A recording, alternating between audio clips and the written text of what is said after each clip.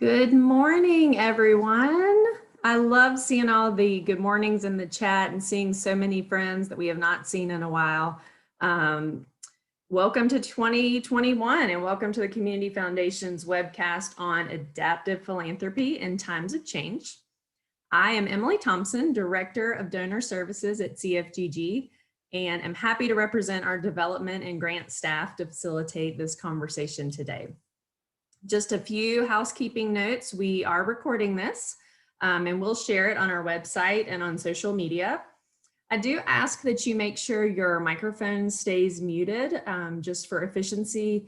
And also we'll ask that you put any questions that you have that come up during the session in the chat box. And then we will make sure we answer those questions as time permits. In 2020, many of you were with us as we covered several topics, including leadership and being resilient in difficult times, K through 12 education, food insecurity, and healthcare in Guilford County. We also had a really exciting session where we kicked off CFGG's new initiative, the Black Investments in Greensboro Fund, which we are also calling the Big Equity Fund. This session today is our first of 2021. And we've asked our friends at the Kellen Foundation, who have founded and convened other organizations, to make up Resilient Guilford Network, to talk to us about how they are working to create resilience in Greensboro during the pandemic and in the many years to come. Today, our speakers include Kelly Graves, who is the founder and executive director of the Kellen Foundation, Wesley Reed, who is a former assistant city manager and board member of the Kellen Foundation, and Mary Herbenick, Resiliency Coordinator and Development Director at the Kellen Foundation. This is a big topic, resiliency, that affects us in every way. So I'm going to go ahead and kick this off to you, Kelly. Kelly, will you tell us a little bit about the Kellen Foundation and the mission and why it's relevant in the world we find ourselves in today? Absolutely. So thank you so much for having us today. I am thrilled to be able to talk with you a little bit about Kellen Foundation and really brainstorm together about how we can create more resiliency in our community. So the Kellen Foundation is a nonprofit that is based in Greensboro with the mission of building resiliency among children, families, and adults through behavioral health services, victim advocacy, and community outreach. And the Kellen Foundation really came up through conversation and vision casting. In terms of how the Kellen Foundation launched, it really had roots with our CRI program, the Child Response Initiative program, which is now renamed to the Community Resilience Initiative program. But that particular program really focused on kids and families that were impacted by violence and trauma in the community and responding to their needs so that we could help them recover from that event and thrive. And what we were finding is that CRI really needed a nonprofit home. It needed a place to thrive, to be able to continue to do its work. We serve about 150 families a month in that program and have served about 30,000 since that program started, but it really needed a home. And so the first full-time advocate on that program, her name was Lindy Beauregard. She and I would talk about like, how do we make this sustainable? How do we give this a home? And so like many of us, we would sneak away to different places outside of the office to kind of vision cast. And so our little place was a little booth at Panera's, and we would find ourselves just kind of sipping coffee and thinking about what ifs. How could we make this sustainable for children and families in Greensboro? How can we grow this so that kids get what they deserve in the community in terms of being able to be kids and not have to worry about the stresses of adult life? So as we were doing that over coffee, we started realizing it needed a nonprofit home. Right about that same time, Lindy was diagnosed with stage 4 cancer. And in that process, she asked me if I would launch a nonprofit to continue this work. And in that conversation, it was something that was kind of brewing in my spirit too. And when she said that, it kind of pinged for me as well. And so I told her that I would push it forward, that we would continue this work even beyond cancer diagnosis, that she needed to pick the name. And so after a couple weeks of kind of brewing and stewing, she called me and said, I've got it, Kellen. So Kelly and Lindy is how the name Kellen Foundation came about, with really kind of vision casting about what could be for our community. So that's kind of the roots of the Kellen Foundation. And so we were established as a nonprofit in 2013. Ironically, I don't necessarily think it's irony, but only a few months after we were finally given that nonprofit status, Lindy died of cancer. And so since 2013, we've been growing this nonprofit and really ramping up programming from 2016 beyond. And it has just grown and grown to being able to address over 10,000 people per year in our local community. And so with Kellen being launched, our focus was on filling gaps.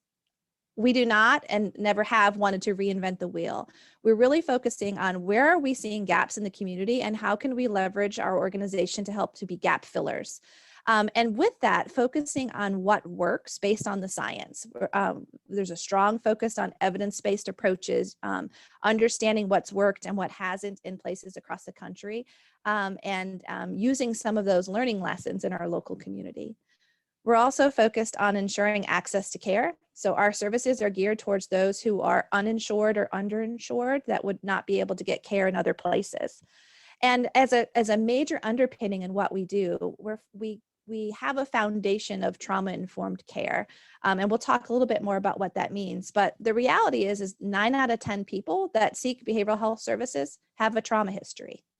And trauma being not necessarily the big T's that we think about across, things like sexual assault, domestic violence. Yes, those are traumas, but traumas can be any event that's experienced as harmful or threatening that has lasting adverse effects. So for example, COVID-19 can be very traumatic for a lot of people and has been very traumatic, a collective trauma related to experiencing this pandemic. So trauma can be different things to different people.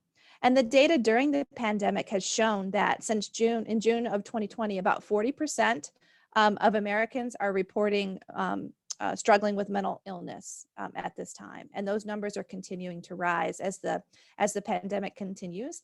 And we're seeing school systems, for example, across the country and places across the country, really making decisions about what the next right thing is. I was just reading an article out of Seattle where the suicide rates have elevated so quickly that they're making some decisions that might be considered more risky in terms of COVID exposure, because they're trying to balance, how do we balance, elevations in suicide risk and mental illness and child abuse and domestic violence with also the physical risks of exposure to COVID. And so there's this kind of back and forth with how do we best support our community and keep them safe at the same time. And our local trends are consistent with that. There's an increased need of services across organizations in our community. The Kellen Foundation has seen about a 34 to 40% increase since COVID has hit. And not only that, but the needs when people are coming are more complex now in terms of more sessions being needed, more systems involved, longer therapy sessions, those kinds of things. And so it really, I'm really excited to be able to have this conversation today because it's important for all community members to understand what trauma responses can look like and that the needs are significant in our community so that as a community, as people, as systems, that we work together to try to wrap our arms around this issue so that we don't unintentionally re-traumatize those that are the most impacted. Wow. So Kelly, I've heard you say those numbers of how COVID has affected your work for the last 10 months. And every time I hear those numbers, I'm just blown away by the increase that you've seen. And it wasn't until I met you a little more than a year ago, maybe, that I started to hear the idea of being trauma informed. So my guess is that's a pretty new concept to many of us. What does trauma informed approach look like in practice? Yeah, that's a really great question. So being trauma informed isn't necessarily about the what we do. It's more about the how we go about doing things. It's a philosophy and approach to care that helps to disarm folks to be ready to start that healing process. And so some of the science talks about the 4 R's in trauma-informed approaches. And so, and those 4 R's are realizing, recognizing, responding, and resisting re-traumatization. So for example, When someone is very short at work or at home, maybe it's a family member or a coworker, but that something may have just happened in their life. They might be under a lot of stress. They might have lost a loved one. You realize that off behavior might be because they're really stressed. You recognize that there's likely a connection between why they're acting different and what might have recently happened in their life. And so you respond to them differently.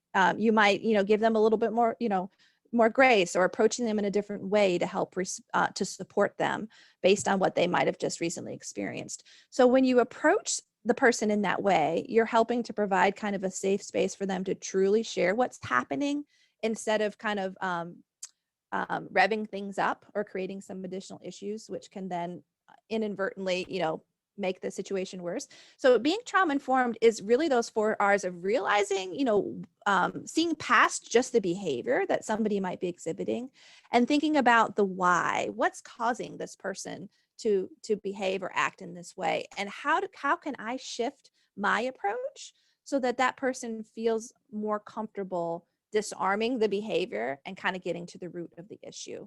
And there's a significant body of research showing that trauma-informed care is much more effective than a traditional approach at engaging people into services and getting at the root issue. We talk sometimes about the revolving door of clients and patients, and the ED talks about revolving door sometimes too. And oftentimes that is because what we do sometimes as systems and as helpers is we use a Band-Aid approach. We address whatever is popping up at the moment, we put a Band-Aid on it, and we send them on their way, right? But what trauma-informed care does is really Band-Aid plus. We're addressing what's coming in the door, but we're also looking upstream to figure out, where is this issue coming from, and how do we best address it at the root so that person becomes healthier and is not dependent on systems and supports ongoing, and we really get to the root of what might be causing the symptoms at the time. So the idea of trauma-informed care applies across sectors. It's not just mental health, but substance use, public health, medical fields, school systems, law enforcement, social services. It's a system-wide approach. And so sometimes across the country, the language is shifting a little bit from trauma-informed care to trauma-informed approaches, for the reason of not every entity provides care. For example, law enforcement would not consider themselves providing care. Schools may not provide care, but trauma-informed philosophies and approaches can be very applicable in those settings. And so it is a cross-sector issue. One of the strongest epidemiological studies that has been done in our history is called the ACE study. And if it's not something that you've seen before, I would highly recommend kind of looking at that, and we can send some information about that as well. But it stands for Adverse Childhood Experiences. And long story short, that particular study has documented that adults who had 6 or more ACEs growing up as children had a 20-year shorter lifespan. 20 years. So when we think about the impact of trauma exposures, they're much more significant than our general public tends to realize. The World Health Organization has linked unaddressed ACEs, or trauma exposures, to the top 10 leading causes of death in the world, as a strong correlate to heart disease, stroke, even things like liver disease, gallbladder disease, diabetes, high cholesterol. So there's a strong connection now, we know from the science, not only between trauma and mental health, but also physical health and lifespan. So trauma has been recognized as not just a mental health issue, but a public health issue, and has been prioritized with the Surgeon General over the last several Surgeon Generals that have been in play have continued to prioritize that as a significant public health issue, including some new legislation that's being proposed around trauma-informed care and trauma-informed approaches and the importance of that. And what we also know is that resilient science is growing at the same time. Resilience is real. Resilience can be built. It is a skill, just like other skills that people learn. And it's an essential muscle, so to speak, to help people thrive despite adversity. And it's in this resilient science that we're finding the answers to questions like, Why is it that some people can experience terrible things but still seem to be successful, whereas other people struggle? It is answering the questions like, how are some people able to be okay during COVID, whereas other people are really struggling, right? Resilient science begins to get us to those answers. And that's kind of where the field is really focusing on now, and learning more about how to build resiliency among individuals. What we do know is that resilience is not just about the individual, but it's also about how we build resilience in the family unit and also in the community. Communities play key roles in helping people thrive despite adversity. So. Thank you, Kelly. I'm blown away by all of that. And I think in the chat, someone asked to hear the R's again, and Mary Sure. kind to put those in there. We can all use those R's in everything we do in parenting and work. I mean, that's wonderful. So thank you for sharing that as well. And there's also a link to the research on that. I'm going to move it over to Wesley for a minute. Wesley, you've been serving as a leader of the Kellen Foundation through the board of directors for many years. What made you want to get involved in this work? And does it tie back to your time as an assistant city manager? Thank you, Emily, and good morning, everyone. You know, it goes back to, at the risk of sort of aging and dating myself, I started with the city of Greensboro back in 1987. And I was a dispatcher, working with the police department and communications at the time. And I can tell you that really in that role, some of the more traumatic calls that I was receiving were calls involving children. You know, there's calls happening all across the city in terms of just a variety of issues, but the ones that would kind of carry with you as you were going home in the evening were the ones that we were hearing on the phone involving children. I say that from the standpoint of, as I progressed in my career and became a director, you know, during the time frame, I could see the effects in terms of the calls on our telecommunicators. And thankfully, the Greensboro Police Department at the time had a peer counseling support team that could come in and help some of our operators. But I always wondered on those calls that I had when I hear a child that was talking about the dad that had done something to the mom, or just an intruder, I kept wondering, you know, what was happening with those children? Was there any care? Was there something happening with that? Because, you know, ultimately, seeing that crime or that situation take place, you don't know what roots that takes in terms of a future for that child. Fast forward, when we split from the police department and became Guilford Metro 911, ultimately, what you now know today, we established our own peer support team for our folks, as well as still using Greensboro Police. But you know, somewhere along the way, I learned about the Child Response Initiative. And I was so happy to kind of know that there was a Child Response Initiative out there that Greensboro Police was partnering with, because I knew then that you had a nonprofit or a company, per se, coming in and kind of assisting with that situation that occurred. I'll fast forward just a little bit more in terms of my final part of my career at the city of Greensboro and the city manager's office. My role as a assistant city manager of the public safety departments of police, fire, and my former department of Guilford Metro. I remember going to the Heritage House as well. And then as that facility was closing down, and then literally turning around and saying Kelly and Mandy and Lisa on scene. And I thought how powerful that was to then see this nonprofit coming in as we're seeing people in some of the worst conditions that you can imagine in terms of the living situation, as well as the children. So I'll fast forward one other time to say, literally as I was retiring from the city of Greensboro, a good friend of mine that I see is on call, Dwight Protz, reached out and said, would you be willing to be part of the Kellen Foundation? And I said, it was not a very tough ask, because I think I immediately said yes, because I knew some of the work that they were doing in terms of the past history with the Child Response Initiative, seeing them on scene, because sometimes you know things are out there, but you don't see them in action. And to literally see Kelly and the group in action at the Heritage House making a difference made me want to get involved. So that's pretty much my Kellen story in terms of why I got involved overall. Great, thank you. And you've played so many roles in the community. What are some of the community strengths you see that we should build upon in 2021 and beyond? You know, interesting question, and a good question. I would if I could just speak more generally, I know we're talking about resiliency overall, but I think COVID has just kind of clouded everything, literally. But I can think about pre-COVID. I think Greensboro and the community has a lot going for it. I mean, the nonprofit network in general, like an association like a Kellen Foundation.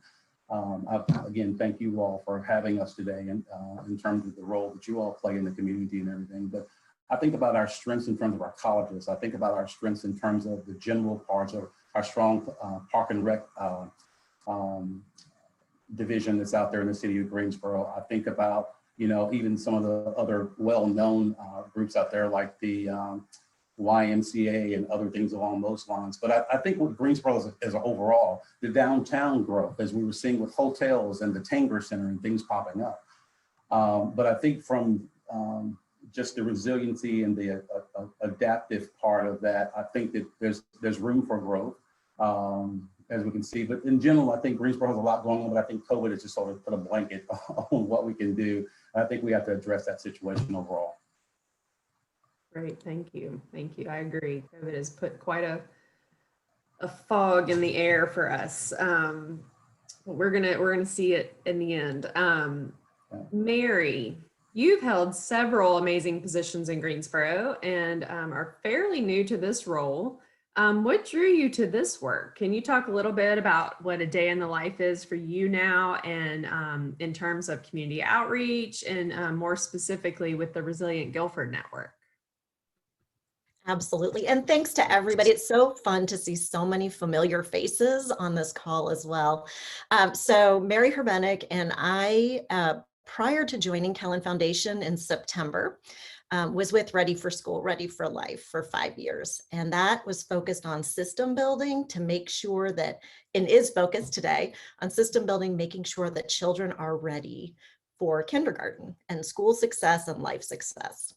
And during that time, I started having conversations with Kelly and the Kellen Foundation because of the expertise in trauma. And I was really intrigued. Kelly talked about adverse childhood experiences and what happens in terms of brain development, and wanting to get involved in that in a really deep level and learn more about this area of how we can prevent ACEs, how we can heal trauma, and how we can build systems that better serve communities. So that's one of the reasons that I came to Kellen and had 5 years of conversation and collaboration, and I saw what great collaborators Kellen Foundation is and can be in the community. And then also there's a piece of this work. Kellen is only one of 2 sites in North Carolina, National Child Traumatic Stress Network sites. And so we've been recognized as Kellen Foundation as one of 2 places in North Carolina that provides this kind of opportunity for other organizations to learn from us and to collaborate and to connect around how to prevent trauma. So really excited about those pieces together. Every day at the Kellen Foundation is different depending on the role that you play.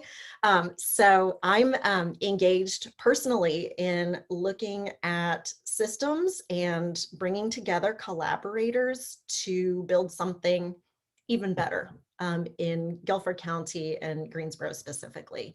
So really excited about this opportunity about building a resilient community. And my colleagues on a day-to-day basis, one of the other reasons that I joined Kellen was how quickly we're both adaptive and proactive. So within one weekend, Kellen, March 13th, COVID hits, everything shuts down. And by that following Monday, Kellen was up and running, so we didn't miss a beat with clients. And that was really, those were long days for the team. I've only heard the stories because I wasn't part of it at the time, but they made sure that clients were taken care of at this really critical time when all of us were frozen and maybe thinking, oh, this will be 2 weeks, no problem, we'll just get back to normal operations. And so over the past year, we've served 10,000 people. most of whom, 99% of whom, would not otherwise get services. So you can find, as Kelly mentioned, and Wesley mentioned, our team working in the Family Justice Center and with the Greensboro Police Department, connecting families to needed resources. That could be anything from food to counseling services. The individual therapy sessions that have been touched upon, really important. Kelly undersells herself all the time. So she is a national expert in the area of trauma-informed care, had a long academic history before starting the Kellen Foundation and going full-time to that. And so she's looked at, I get to sit on calls with Kelly, listening to her guide conversations at the national and state level about what resilient communities could look like, and really envisioning that and how to bring trauma responsiveness to our systems and to people. We've had virtual villages. Some days we do virtual villages and bring together clinicians who are facing burnout themselves, right? So this has been really hard on direct service providers who are working with families every day and individuals and children. And so we bring together groups to actually focus on their own well-being. This is a fun thing for our own staff. We did a Bob Ross painting party a couple weeks ago to celebrate Kellen's 8th anniversary of working in this community. So we were all, to take care of ourselves in this time too, we're all painting the same painting together. Online via Zoom, and just having a blast together and I encourage everyone to take advantage of opportunities like that, because it does let you be together and decompress at the same time, and to talk and have really strong conversations. We facilitate Kellen Kids. So Kellen Kids is a fantastic opportunity that we're growing now. And Kellen Kids was started with the idea that children of all ages can contribute to a better community. So they are encouraged to use their talents and engage in solving community issues. And so Kellen Kids, we have about 60 children who have been from ages 10 to 18 who've been engaged over the years. And this is an opportunity for youth leadership development and to really get, talk to children and help shape them at this really critical time of development. There are a million other things that we do with a growing staff, a small staff, but growing staff. And the Resilient, there's some really interesting opportunities coming up. And I hope that we can share some of those around a North Carolina Resiliency conference. That's going to be in March. And bringing together collaboratives from across the state to really think through and learn from each other about what's happening in local collaboratives and how we can work together, leverage each other's experience and knowledge, and do better for the state of North Carolina and our local communities. Thank you for that, Mary. I love how much you all take care of each other, and hearing the work that you do, it's not easy. And so you have to take care of each other. I just want to remind everyone, if you have a question, I have one more prepared question, but if you have any questions, please put those in the chat. And after we hear responses to this next question, we can get to those in the chat box, because I know you all have them. And this is for whoever wants to answer it from the three of you.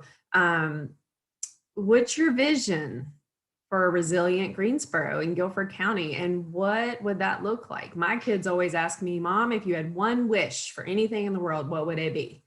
And I, struggle with that question sometimes, but I want to ask you that. What would it take, one thing, to make us a more resilient community? So any three of you, if we want to answer that. I can take a stab at that. I don't know that I can get it down to one thing, but if I had to get it down to one thing, it would be a compassionate community. And really thinking about what that means for us. And so we have a lot of strengths in our community and in our systems and our programs. But I think what's really needed is building on those community strengths, coordinating those in a more effective way. And that's what we're hoping to do with the Resilient Guilford Network. And as that work continues to unfold, the vision, the idea being that How do we create a community where individuals, families, organizations, neighborhoods feel safe and valued, feel connected to community members, are able to access the resources that they need, can be physically and mentally healthier, are empowered to build solutions and address community challenges together, and have information and strategies and tools that they need to reach their goals. And all of that creates a framework of resiliency for individuals to thrive despite adversity. And I think one of the power words in that is that it's going to take the community together. It's going to take organizations, collaborative groups, businesses, systems working together to be able to make that happen. Infrastructure support is going to be critical to drive those processes and activities to be able to build that, which could include things like, developing shared language and mapping out resources and gaps and building greater alignment across different programmings and cross collaborative training opportunities. We've talked about how trauma touches multiple systems and plays into, schools and social services and, all of the different pieces. So cross collaborative trainings make a lot of sense. And how do we align those for the biggest collective impact? Policy advocacy to help prioritize resiliency focused evidence-based approaches. And I truly believe that our community deserves that, that our children deserve that. And I really believe that it's possible. And the time is now to start working on that. Community resilience initiatives are building across the country. As Mary said, we're playing a key role in some of the statewide rollouts and supporting some of those pieces across the state. But we really can't wait until the pandemic is gone. The issues are here, they're now. And if we don't get in front of it, the collective trauma will continue, could continue to get worse. And so we see the issues. And so, I would encourage everyone to kind of get in where it feels right for you to help build solutions across our community that allow people, regardless of, ability to pay or sexual orientation, race, gender, et cetera, all to not only be okay, but to thrive. And I think a thriving community is what we all really want. Lindy used to always say that there's nothing more powerful than an idea whose time has come. And I truly believe when we talk about community resiliency, that time has got to be now. We need to be looking at that as a community. And so that's where, in terms of our next steps, I think that's going to be a key piece. So I pass it to Mary and Wesley if there's anything you want to, add to that. Kelly, I just love what you said about the all in. We have so many opportunities in Guilford County to make connections and in Greensboro to really vision cast for what Resilient Guilford Network could be, and bring lots of different folks to the table, and making sure that we are centering families and family voice and individual voice and those who sometimes don't have a place at the table. To help drive and make this what it could be, and building those connections among collaboratives. Ready for School, Ready for Life as a collaborative started out as a collaborative of over 100 agencies and organizations, and so many collaboratives have popped up too. So how are we all connecting and coordinating together in ways that really create, as Kelly said, collective impact and better results? A thriving economy, a place where people want to live and be and play and and work. So we have so many opportunities here together, and would love to have this group get involved in the Resilient Guilford Network as well. Yeah. And connected that, just piggybacking off of what Mary said, a place where people want to stay and live and be and thrive. And I would just add to that, a place where all people want to be and live and thrive together. And so a key piece of being, a resilient community, a trauma-informed community, is ensuring that as we kind of build these cross-system opportunities and partnerships, that we're using a racial equity framework and really thinking about how do we make sure that this is the right direction for all, and really building in and ensuring that everyone has the same access to services and care as our neighbor, right? So. Thank you. And Wesley, do you want to chime in? Emily, the only thing I'll add is, they summed it up very well. I wanted to thank you specifically and the Community Foundation of Greensboro for allowing this format and allowing this forum for the dialogue, because that in itself is an opportunity to address a vision and address resiliency, to have this discussion. So I wanted to say thank you from that regard. Kelly mentioned it overall in terms of the thriving despite adversity. That's the key part, and the connections pieces. So I don't have anything else to add, but thank you. Mm-hmm. Thank you for that. And that's another plug for me to remind everyone that we are recording this, so you can share this with your friends and other people in the community.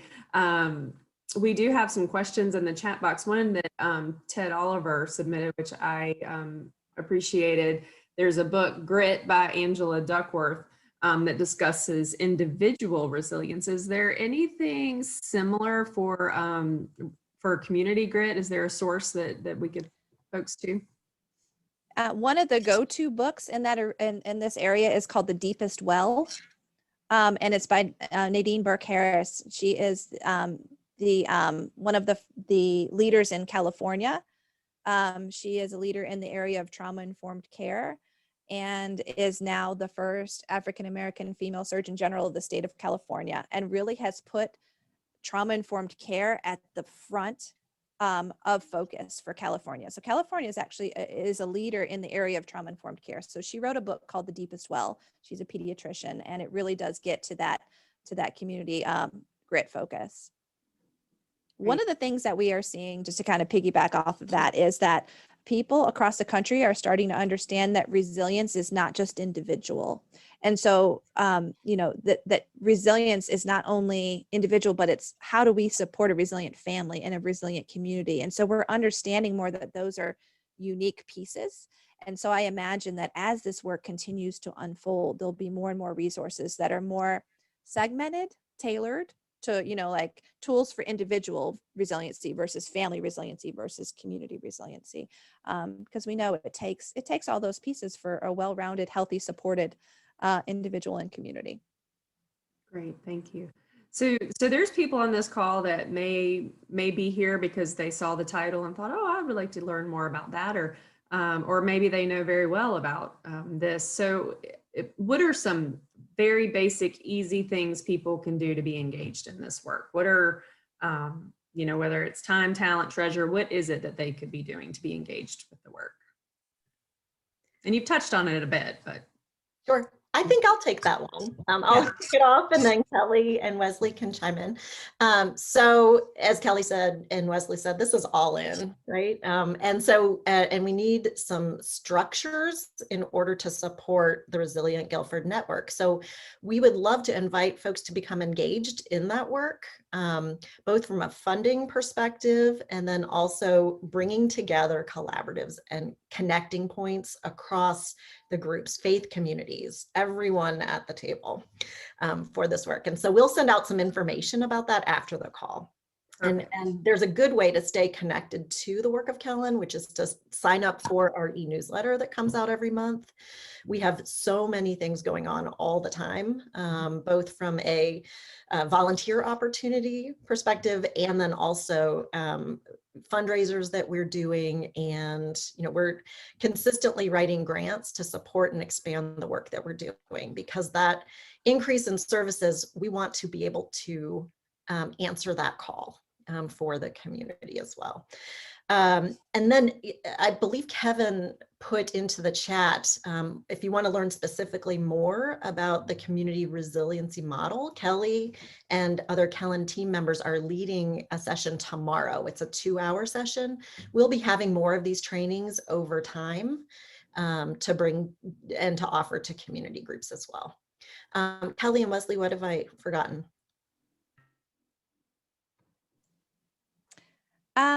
I think those are the primary ways that folks can get involved. Sharing information, like as Emily said earlier, if you could share this recording with someone, the more we can plant seeds with folks to understand why this is so essential.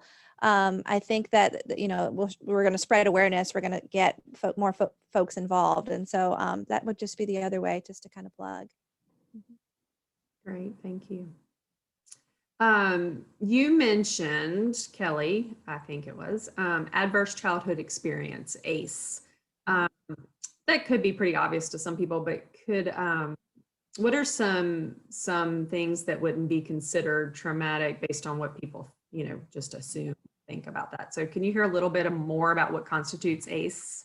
Yes, absolutely. So, Mm. so the key piece in differentiating what is considered an ACE or a trauma is how that person experiences it. So, an example, I'll give you two examples. One is, let's imagine, being in and this is from a real life family that we worked with that was in a car accident. Two children in the back seat, a couple years apart. From that exact same experience, one child seemed to be doing, okay, was functioning well in school. The other child was having nightmares, was afraid for mom to get in the car, didn't want to drive.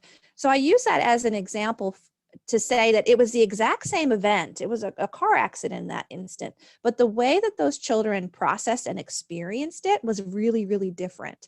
And therefore, that same thing was traumatic for one child, but not necessarily for the other. And that's why trauma is so individualized. It's not like it's the same for each person. And so, not that, this is a different type of example, but I often use the example of being on a roller coaster. If I were to ask folks, do you like going on roller coasters? About half of the group would be like, yeah, let's go. Like front row, I'm all in, right? And the other half would be like, oh no, I'll be the one that's holding the bags. Like I'll hold the bags and I'll wait for everybody else to go have fun, right? A concrete example of how the same type of event, in this case a roller coaster, could have very different impacts on people and therefore drive people to either want to do it more or back off or not go to the amusement parks at all, those kinds of things. So people experience things very differently. And so one of the things we know about trauma as it has evolved is that differentiating factor that people experience it differently. It's not necessarily the same for each person. So it could be things like grief, traumatic grief. It could be bullying. It could be homelessness. It could be a messy parental divorce. It could be, all different, a house break-in, right? So it could be a wide variety of different types of things that people may experience. Thank you for that. Those are things I had not thought about. Mhm. Jim Donnelly, thank you for your question. Our culture tends to be head-based. As I learn about dealing with trauma, I see that we need to engage folks in bodily ways. How does this influence your work? Essential. Jim, I love that in so many ways. And I'm also seeing right now Lisa's comment too about those comments are directly connected. There is a very strong link between the impact of trauma and mental health symptoms on the body. And we know more and more about that as the science evolves. The Body Keeps the Score is a really great book that really highlights the fact that our body will often respond to environmental triggers before we even are thinking about it. And trauma can be in that very same way. We can be triggered to something. For example, if you smell, not a trauma example, but an example of if you smell a particular cherry pie that reminds you of one that your grandma made. As soon as you smell it, you link to that. It's an automatic, linkage. And that happens sometimes with trauma responses as well. Our body remembers it and holds it in automatic ways. And so one of the ways that we engage in some of those bodily work areas is we engage things like yoga for recovery. We have a yoga for recovery series right now that we're running that is helping folks to connect and align with their bodies and kind of be more in tune with what their body is saying. Oftentimes for folks that have mental health and trauma exposures, there's a disconnect from their body, and that's a survival instinct to protect themselves, right? And so what yoga for recovery and meditation practices and grounding techniques, those are intentional to try to reconnect the person with the body so that they can begin feeling, where they're feeling tension in their body to help prevent additional physical health issues, which often surface over time. Thank you for that. Mm-hmm. One last thing. Do you all have one last thing to say before we wrap it up and go over a couple other things that I have for everyone? Kelly, Wesley, Mary, one last word. The Oh. only thing that I would pop out, and then Wesley, I'll pass it, is if you can't tell, we're very passionate about this work. The folks that come into the Kellen Foundation and that are part of our staff share that passion. This is something that is not just a job for us. This is something that we, feel is a calling almost. The folks on our team are all very passionate about this work and also very skilled. And I've heard our organization referred to a couple of times as the little engine that could. And the idea, like it was just kind of a vision or an idea, and we're growing and full steam ahead now. And I think it takes that passion and that skill set to be able to do that. And I know, by virtue of you being on this call, you also have interest and passion in this area. And so just thank you for taking the time, especially given busy schedules and the many different directions we can be pulled during COVID to be a part of this call. And Wesley, I'm sorry, I didn't mean to cut you off. Oh, no, and actually you said it. I was just going to just mention the fact of I clearly see, and a long time ago, I remember BJ Barnes said to me when we were consolidating the 911 centers, he said something to me along the lines of, I don't need lip service, I want to see action. And at first I was like, wow, BJ, that's an interesting line, but it was true at the time. And I say that from the standpoint of, I talked about Kellen in terms of the Heritage House. I talked about Kellen in terms of the interaction, in terms of the children and the adult services and the other things that they're offering. And I just know, I clearly see these are folks that are very passionate about what they do. I mentioned in the chat the fact that, they're recipients of Best Counseling Service and Nonprofit of the Year from the News and Record and some other things. And I just wanted to point that out again. And my final words again, say thank you for this platform, for allowing Kellen to shine. Because when I'm around Kelly, I think people can witness today, there's something about her, it's like you automatically just feel better. She's just talking to you in a calm manner. And it's like, I feel so much better after my interactions with her. So again, thank you for your time today. Yes, thank you. Mary, you have one last thing? Just let's keep at this together. I'm so grateful for this opportunity, and there's so much potential. And this is the time, as my colleague said, to plan and execute and move things forward for the new reality that we're going to be living in. Absolutely. And we have the opportunity to be proactive about that together. So thank you everybody for the time, and we'll find ways to connect after and share some links with this group. I think that'll come through you, Emily. Is that correct? Yes. I will send out an email to everyone who registered for this event that has some information you might be interested in. Another additional connection that I wanted to make at CFGG, we've been working closely with the Greensboro Mutual Aid Fund over the past year. This is an extraordinary network of neighbors helping neighbors, strengthening relationships and building community resiliency. So Kevin's going to put a link to that in the chat. And so I encourage you to look at that. I'm just going to remind you, this was recorded, and someone asked how to share it, and you can share it from our website or social media, and that will be up by the end of the week. Just as Kellen is committed to this work, remember that the foundation is committed to helping you reach your philanthropic goals, whatever that might be. And we're here to help you reach those goals. Kevin is also going to put up, he's doing lots of things right now. He's going to put up a slide that shows you my contact information, Phelps's contact, and Ethan. Please reach out to us if you have anything that you want to talk about in terms of your philanthropic goals. We're happy to help you. And also there's information there for our Kellen friends. So thank you all for being here. We have loved this time. Your energy and excitement for this work absolutely came through. So thank you to each of you. So until the next time, if you have any ideas for the next one, let us know. But until next time, we'll see you later. Thanks, everybody.